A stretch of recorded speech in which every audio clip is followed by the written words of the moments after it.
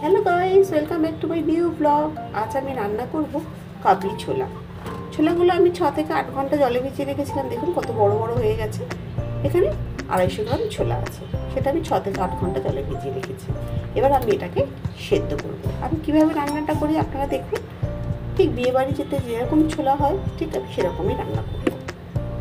একটা pressure cooker নিলাম, আমি চানাগুলো দিয়ে দেবো।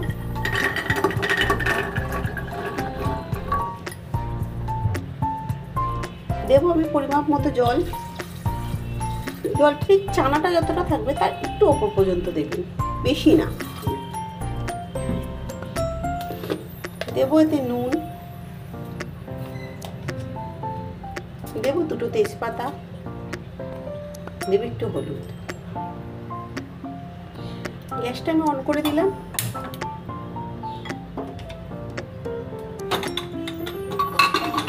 আমি 4টে সিটি দেবো। ছোলাটা সেদ্ধ হতে হতে আমি কিছু মশলা রেডি করে নিই। চলুন।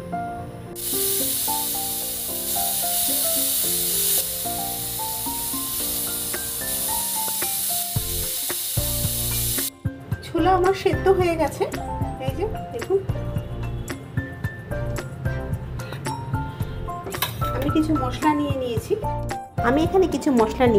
নিয়েছি আদা রসুনের পেস্ট, নিয়েছি ধনের গুঁড়ো, জিরের গুঁড়ো, কাশ্মীরি লঙ্কার গুঁড়ো, টমেটোর পেস্ট, কাজু বাদাম পেস্ট, দিয়েছি 2টো কোচানো পেঁয়াজ, আর নিয়েছি ধনেপাতা কুচি। আমি একটা কড়া বসিয়ে দিয়েছি, গ্যাসটা অন করে দিলাম। কড়া গরম হোক। আমি এই রান্নাটা সর্ষের তেলে করব, কেউ চাইলে এটা সাদা তেলেও করতে পারেন। বেশ খানিকটা তেল দিলাম, ভালো মতো গরম হয়ে গেছে। ফোড়নে দেবো আমি গোটা জিরে, দেবো আমি পেঁয়াজ কুচি,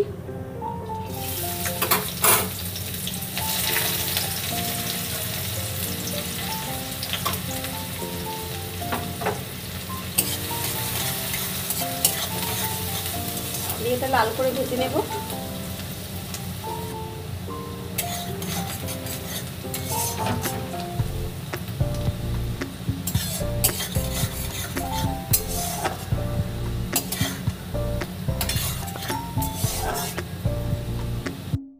লাল করে ভাজা হয়ে গেছে। এবার আমি এতে দেবো আদা রসুনের পেস্ট, দিয়ে ভালো করে কষিয়ে নেবো মশলাটা।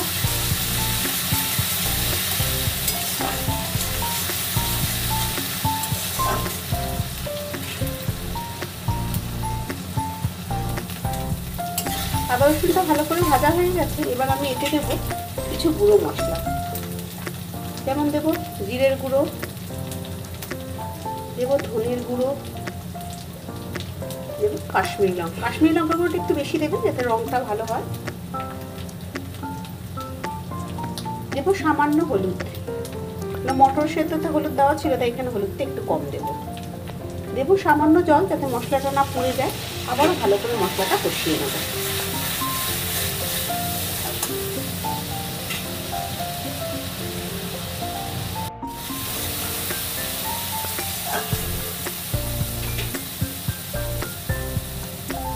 এবার আমি দেবো এতে টমেটো পেস্ট, আবারও ভালো করে মশলাটা আমি কষিয়ে নেব।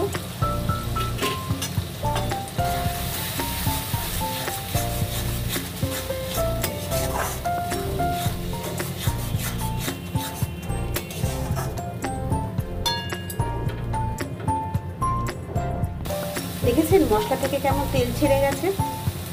আবারও আমি ভালো করে নাড়াচাড়া করে নেব। এবার আমি এতে দেবো অল্প করে নুন, কেন ছোলা আমার সেদ্ধের সময় নুন ছিল, বুঝে দেবেন। দেবো একটা কাঁচা লঙ্কা। আবারও আমি ভালো করে নাড়াচাড়া করে নেব।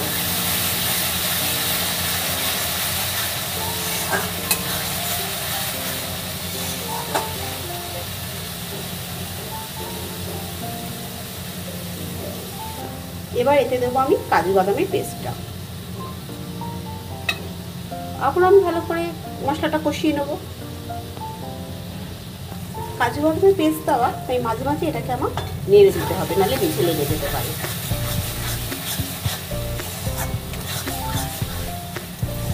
দেখুন মশলা থেকে আমার তেল ছাড়া শুরু হয়ে গেছে, তার মানে বুঝতে হবে যে মশলাটা আমার ভালো মতো কষানো হয়ে গেছে। এবার এতে আমি সেদ্ধ করা ছোলাগুলো দিয়ে দেবো। আবারও বেশ করে মশলাটা ছোলাটা কষিয়ে নেব।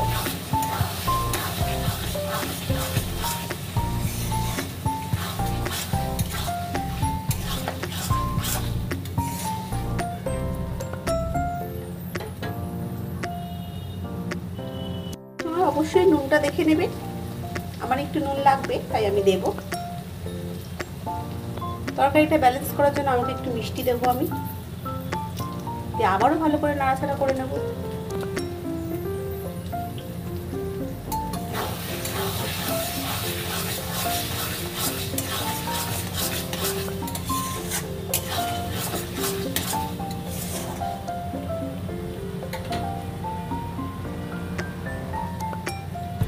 এবার আমি এতে পরিমাণ মতো জল দেব।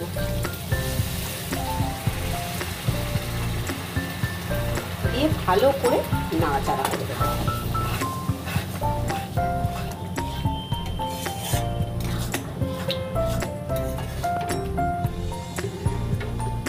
আঁচটা কমিয়ে দেবো, দিয়ে 2-4 মিনিট একটু ফুটবে। আমি এখন এতে একটু গুঁড়ো গরম মশলা দেব, ঢাকা দিয়ে দেবো। এবার আমি এতে দেবো যেটা মেন মশলা, সেটা হচ্ছে চানা মশলা। দিয়ে ভালো করে নাড়াচাড়া করে 2 মিনিট করবো। আর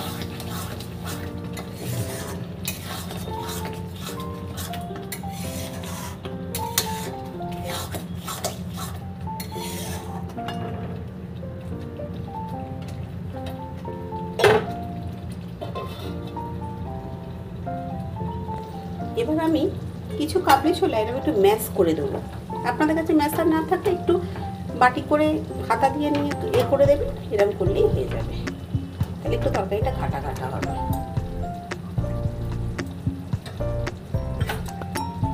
দিয়ে ভালো করে নেড়ে দেবো।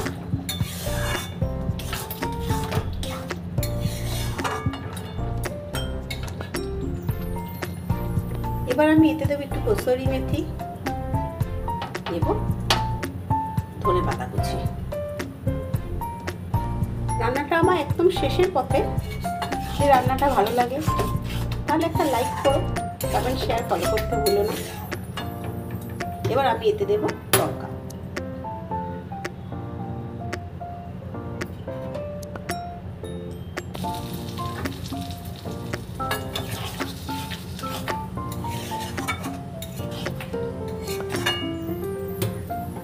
পুরো বিয়ে বাড়ির মতো হলো তো।